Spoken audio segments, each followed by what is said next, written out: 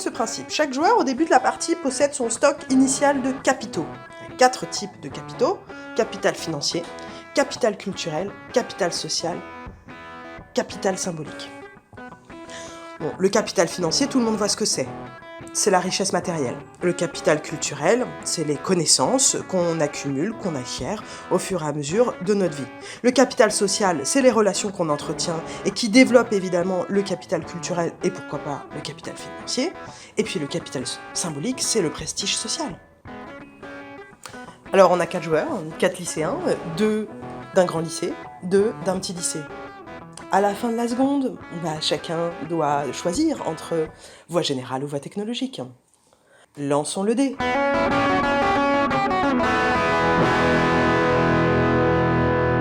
Tu vas en voie générale. Tu gagnes un peu de capital culturel, un peu de capital symbolique. Ben ouais, c'est comme ça.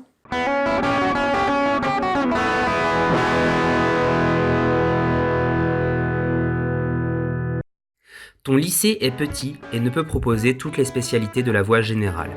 Pas assez d'élèves, trop cher à financer. Tu es contraint de changer tes vœux d'orientation. Tu perds 5 capitaux sociaux et 5 capitaux culturels.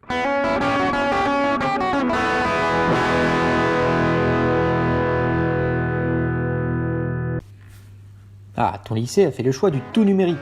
Les équipes de profs sont contraints d'abandonner les manuels scolaires. Mais ils vont être remplacés par des tablettes. Tu gagnes donc 5 capitaux financiers, mais tu perds 5 capitaux culturels et bien sûr 5 capitaux symboliques.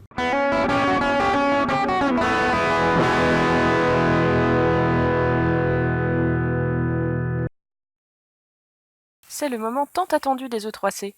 Dans ta classe, on trouve toutes sortes de parcours de spécialités.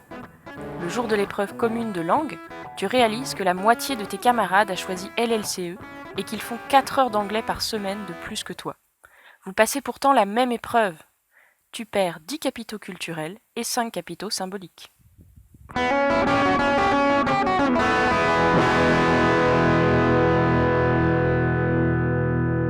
C'est le moment tant attendu des E3C.